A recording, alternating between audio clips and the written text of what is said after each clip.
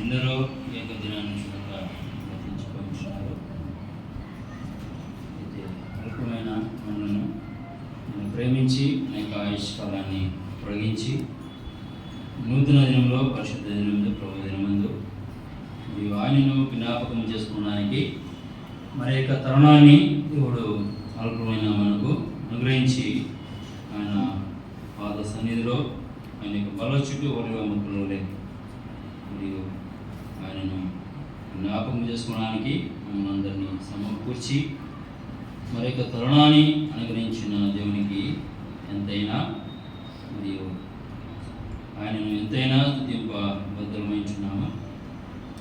ఈ యొక్క సమయంలో లేఖన ఆధారం చేసుకొని మరియు ప్రభువుని మనము జ్ఞాపకం చేసుకుందాం.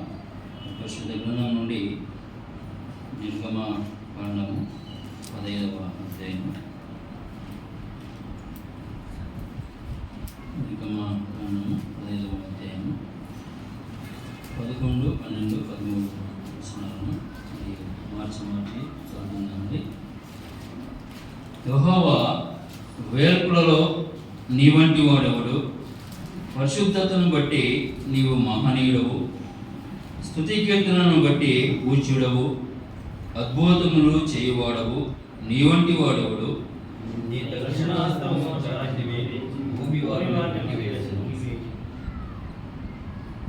నీవు విమోచించిన ఈ ప్రజలను నీ కృపచేత తోడుకొని పోతివి, నీ బలము చేత వారిని నీ పరిశుద్ధ ఆలయమునకు నడిపించితివి. ఇలా చదవబడిన లేఖన భాగాన్ని మరియు అనేక సందర్భాలలో ఈ మాటలను మనము ఆయా దేవుని దాసుల ద్వారా వినించున్నాము. మరి యొక్క సమయంలో ఆరాధనకు మరి ఆరాధన యొక్క తలంపులను ఈ భాగం నుండి మనము తలంచి ఆరాధనలో ముందుకు కొనసాగుతాం. ఇక్కడ భక్తుడు రాసుకుంటున్నాడు కదా, ఆయన ఔన్నత్యాన్ని రాసుకుంటున్నాడు. ఆయన ఎటువంటి వాడంట? యెహోవా వేల్పులలో నీ వంటి వాడెవడు? పరిశుద్ధతను బట్టి నీవు మహనీయుడువు, స్తుతి కీర్తనను బట్టి పూజ్యుడవు, అద్భుతములు చేయవాడవు, నీ వంటి వాడు ఎవడని చూస్తున్నాడు. వేల్పులలో నీ వంటి వాడు ఎవడు అని మరియు తెలుగులో చూస్తున్నాం. అయితే ఇంగ్లీష్లో who is like you O Lord among the gods అని వింటా. Who is like you O Lord among the gods అని ఇక్కడ వేల్పులలో నీ వంటి వాడు ఎవరని రాయబడింది. అయితే ఇంగ్లీష్లో దేవునిలో నీ వంటి దేవుడు లేడు, అమాంగ్ ది గాడ్స్ అని రాయబడింది. ఆయన అంత ఘనుడు, ఆయనకు సాటి అయిన వారు ఎవరును లేరు. మరియు ఆయన మరి పరిశుద్ధతలో ఆయన అటువంటి మహనీయుడు లేడు. దేవునిలో ఆయన అటువంటి దేవుడు లేడు. వేల్పులలో అండి, వేల్పులలో అనగా ఆ గగనం లేదా ఆ గమ్యం లేదా పైన ఆ స్థలం, మహాకాశమును పట్టజాలని ఆ స్థలము, ఆ వేల్పులలో ఆయనకు సముడు లేడు, ఆయన అటువంటి వాడు లేడు అంటే మరి భూమి మీద ఇంకా మనం ఆలోచననే చేయాలి కదా. వేల్పులలో నీ వంటి వాడు ఎవడును లేడని మనం చూస్తున్నాము. అంతేకాకుండా ఆయన అంతటి పరిశుద్ధుడు లేడు. పరిశుద్ధతలో మహనీయుడు, ఆయన మహనీయుడు అని తెలియజేస్తున్నాడు. మరి అంతేకాకుండా స్తుతి కీర్తనను బట్టి పూజ్యుడు, పూజకు అర్హుడు ఆయన ఒక్కడే, ఆయనకు సాటి మరి ఒకరు లేరని మనం చూస్తున్నాం. దేని బట్టి అంటే స్తుతి కీర్తనలకు పొందడానికి ఆయన ఒక్కడే అర్హుడు. అందుకే ఆయన మహనీయుడు. ఏమండి, పరిశుద్ధతలో ఆయన మహనీయుడు. దేవుడు అని సమర్పించుకోవడానికి, దేవుడిగా ఉండడానికి, నిజదేవునిగా ఉండడానికి, సత్యదేవునిగా ఉండడానికి, సజీవమైన దేవునిగా ఉండడానికి ఆయన ఒక్కడే అర్హుడు అని చూస్తున్నాం. వేరే లేదంటే భూమిలో మనం దాని గురించి ఆలోచన అంతటి మహనీయుడు ఆయన. మరి స్తుతి కీర్తనలు పొందుటకు లేదా పూజకు అర్హుడు ఆయన ఒక్కడే. అంతేకాకుండా అద్భుతములు చేయవాడు నీ వంటి వాడు ఎవడును లేడని చూస్తాడు. ఆయన ఒక్కడే అందుకు సమర్థుడు. ఆయన ఒక్కడే మరి అద్భుతములు చేయవాడు అని మరి భక్తులు రాస్తున్నారు. అటువంటి మహానుని, సాటిలేని గొప్ప దేవుణ్ణి, కోటి సూర్యుల తేజస్సు కంటే కాంతిమయుణ్ణి, ఆ వెలుగైన దేవుణ్ణి ఏకోదయకాలన జ్ఞాపకం చేసుకోవడానికి చేరవచ్చాం. ఆయన వేరులలో సమానము లేని గొప్ప దేవుడు, మరియు పరిశుద్ధతలో ఆయన మహనీయుడు. ఆయన వంటి పరిశుద్ధుడు వేరే ఎవరు కూడా లేరు. ఆయన పరిశుద్ధతకు మారు పేరు లేదా మహనీయుడని మరి భక్తుడు రాసినట్టుగా మనం చూస్తున్నాం. మరి స్తుతికృతం కానీ పూజకు అర్హుడు ఆయన ఒక్కడే. మరి అద్భుతములు చేయవాడు ఆయన వంటి వారు ఎవరూ లేరని మనం జ్ఞాపకం చేసుకుంటున్నాం. మరి 12వ వచనంలో చూస్తుంటాం, నీ దక్షిణాస్తమును చాపితివి, భూమి వారిని మృంగివేసిను. నీవు విమోచించిన ఈ ప్రజలను నీ కృప చేత తోడుకొని పోతివి. నీ బలము చేత వారిని నీ పరిశుద్ధ ఆలయమునకు నడిపించితివి అని చూస్తున్నాం. ఏమండి, ఆయన ఎవరంట? నీవు విమోచించిన ఈ ప్రజలను నీవు కృపచేత తోడుకొని పోతివి. అద్భుతములు చేయవాడు అని పైన చూశాము. దక్షిణ హస్తమును చాపితివి, భూమి వారిని మింగివేసాను. మరియు 13వ వచనంలో మనం చూస్తున్నాం, నీవు విమోచించిన ఈ ప్రజలను నీ కృప చేత తోడుకొని పోతివి. నీ బలము చేత వారిని నీ పరిశుద్ధ ఆలయమునకు నడిపించింది. దేని చేత మనము ఆయన పరిశుద్ధ ఆలయంలోనికి వచ్చాము అంటే ఆయన బలమును పెట్టి. భక్తులు తెలియజేసిన విధంగా నీ బలము చేత వారిని పరిశుద్ధ ఆలయమునకు నడిపించితివి. ఇక ఉదయకాలమున ఆ పరిశుద్ధుణ్ణి, ఆ మహనీయుణ్ణి, ఆ ఉన్నతుణ్ణి, ఆ పూజ్యుణ్ణి మరి జ్ఞాపకం చేసుకోవడానికి చేరవచ్చామంటే అదంతయో ఆయన బలమును బట్టి. ఆయన ఆ బలవంతుడు మన నిమిత్తమై బలహీనుడుగా మారడాన్ని బట్టి. చూడండి, మరియు యోబు భక్తుడు మరి తెలియజేసి 36వ అధ్యాయము 5వ వచనంలో, ఆలోచించుము, దేవుడు బలవంతుడు అని యోబు భక్తుడు రాసుకుంటున్నాడు. 36వ అధ్యాయము 5వ వచనంలో, ఆలోచించుము, దేవుడు బలవంతుడు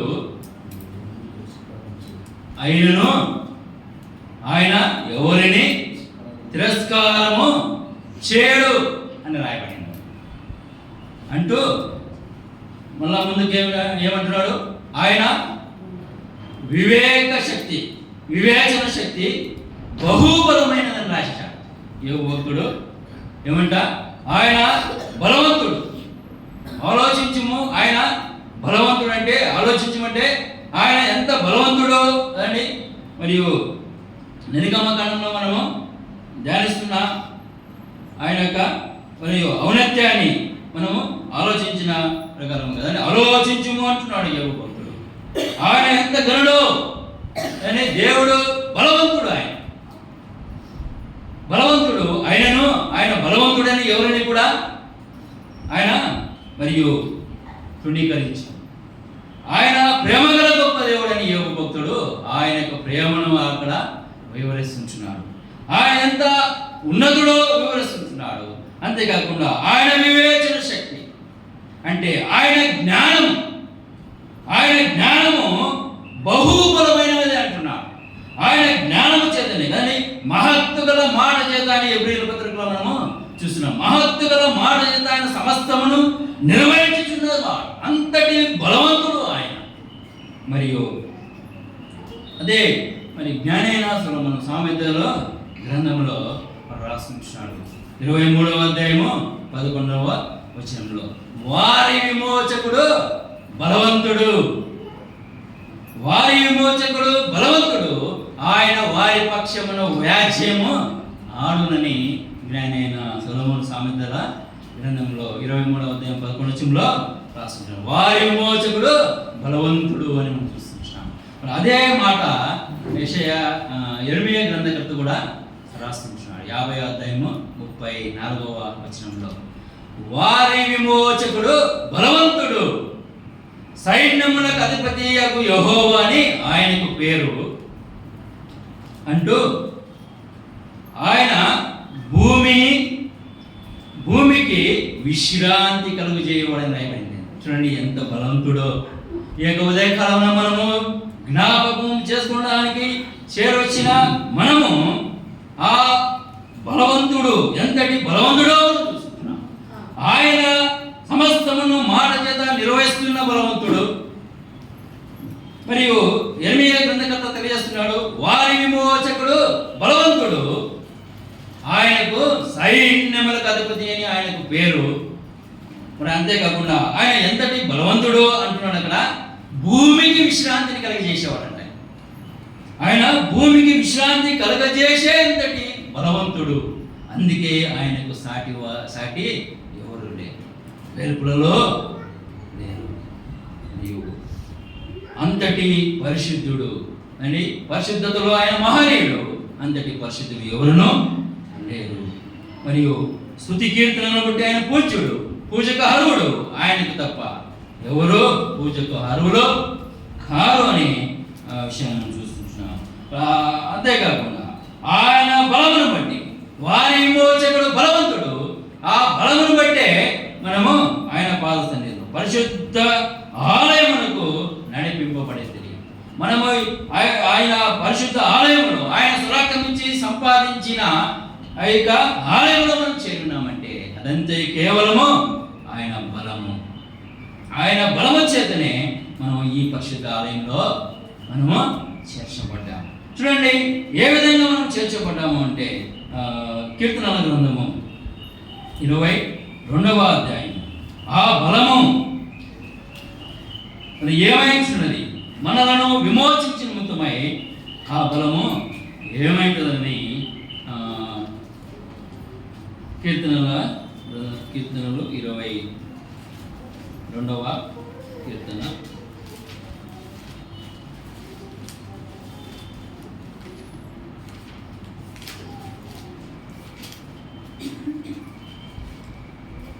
15వ వచనము నా బలము ఎండిపోయి చిల్ల పెంకు వలె ఆయను, నా నాలుక నా దౌడను అంటుకొని ఉన్నది.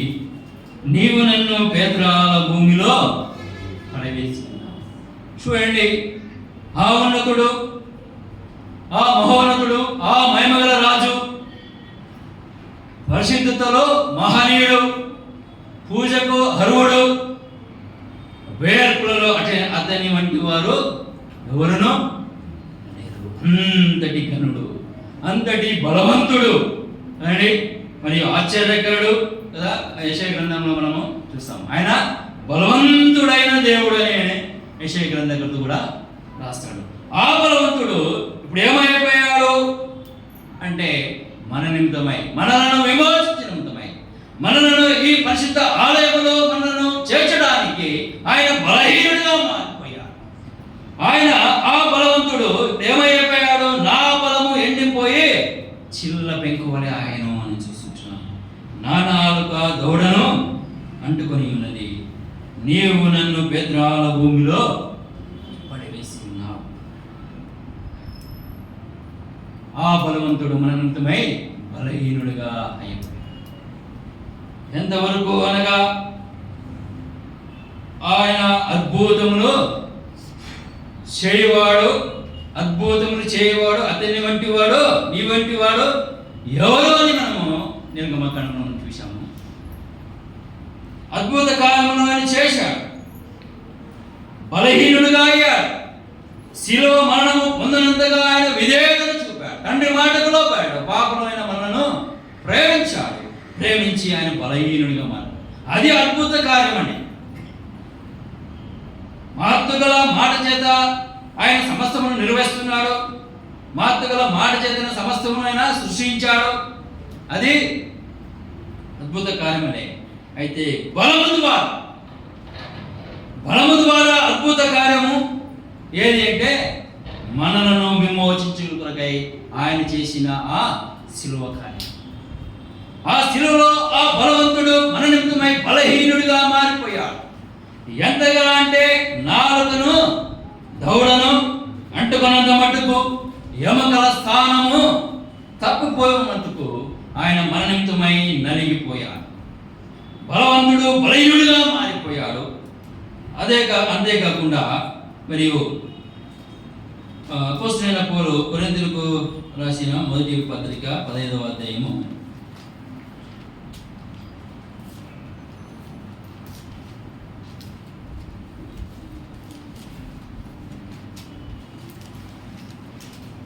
42వ వచనంలో ఆ మహోన్నతిని గురించి తెలియజేస్తుంది. మృతుల పునరుద్ధానమును అలాగే శరీరము క్షయమైనదిగా విత్తబడి అక్షయమైనదిగా లేపబడును, ఘనమైనదిగా విత్తబడి మహిమగలిదిగా లేపబడును, బలహీనమైనదిగా విత్తబడి బలమైనదిగా లేపబడును అని మరియు అపోస్తలుడైన పౌలు మరి కొరింథీ పత్రికలో రాస్తూ తెలియజేస్తున్నాడు. కానీ మృతుల పునరుద్ధానము అలాగే శరీరము క్షయమైనదిగా విత్తబడి అక్షయమైనదిగా లేపబడి ఆ బలవంతుడు మన నిమిత్తమై ఏమైపోయాడు అంటే మన స్థానం నిలిచాడు. పాపముల చేతను అపరాధముల చేతను చచ్చిన మన నిమిత్తమై మనను ఆ యొక్క పాపకు ప్రాయశ్చిత్తార్థంగా మనను చేయడానికి లేదా మనను విమోచించడానికి వారి విమోచకుడు బలవంతుడు అని మనము జ్ఞాపకము చేసుకుంటున్నాము. ఆ బలవంతుడు మనలను విమోచించిన నిమిత్తమై ఆయన సశరీరుడుగా ఈ లోకానికి అరుదించాడు, పాపపు లోకానికి అరుదించాడు. ఆయన తండ్రి ఎదుట ఎండిన భూమిలో లేత మొక్కగా పెరిగిన ఆయన మరియు శరీర రీతిగా ఆయన పరిశుద్ధమైన యెషయా మొద్దు నుండి పరిశుద్ధమైన చిగురుగా ఆయన అరుదించాడు.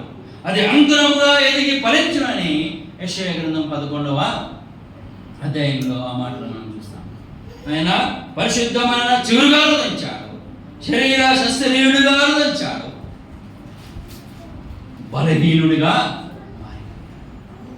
ఆయన బలహీనుడిగా మారకపోతే, ఆయన శిలువ మరణము పొందనంతగా బలహీనతను కనపరచకపోతే ఈ భాగ్యం మనకు లేదు. మనము చచ్చిన వారమే. ఆయనను జ్ఞాపకం చేసుకునేది ఎవరు అంటే సజీవులే కదా నిన్ను జ్ఞాపకం చేసుకున్నారు. మృతి నిన్ను కీర్తించదు అని లేఖనాలు అనిపిస్తుంది. మరి మృతులు చచ్చిన వారము ఆయన బలహీనుడిగా మారిపోయి మనను ప్రతిష్ఠించాడు కదండి.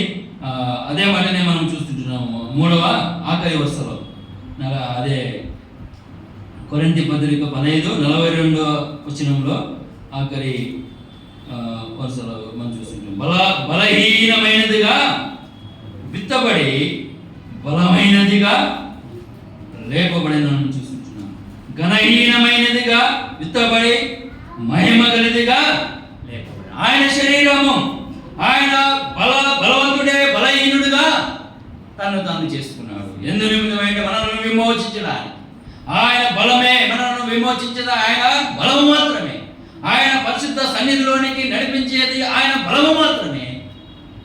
అందుకే ఆయన మరియు సశరీరుడుగా ఈ లోకానికి వచ్చాడు. మరియు బలహీనమైన దాన్ని క్షయమైపోయే శరీరముగా ఆయన విత్తబడ్డాడు. అక్షయమైన సజీవముగా ఆయన లేపబడ్డాడు. మరణాన్ని గెలిచి లేచాడు ఆయన. కానీ జీవితకాలం అంతయో ఎబ్రాయీయులకు రాసిన పత్రిక 2:14 వచనంలో మనం చూస్తుంటున్నాం కదా. జీవితకాలం అంతయో మరణ దాస్యము, అది ఎటువంటి బలం అంట? మరణానికి బలమైన వాడు ఎవరో? అపవాది.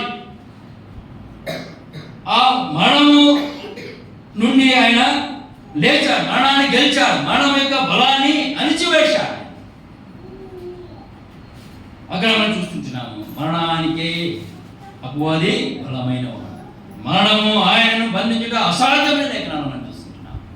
మరియు జీవితకాలంతము ఆ మరణ దాస్యములో ఆ బలము గల వాణి నుండి మనల్ని విమోచించడానికి బలవంతుడు బలహీనుడిగా మారాడు. తను తాను అర్పించుకున్నాడు. ఘనహీనుడిగా విత్తబడి ఘనమైన వాడిగా లేపబడ్డాడు.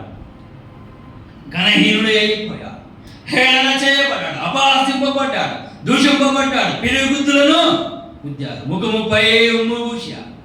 ఘనహీనుడు, ఘనమైన వాడు ఘనహీనుడిగా మారిపోయాడు. తను తాను రిక్తునిగా చేసుకున్నాడు. కడకు బలహీనమైనదిగా విత్తబడి బలమైనదిగా లేపబడిన ఆయన కడకు తన ప్రాణాన్ని ధారపోశాడు.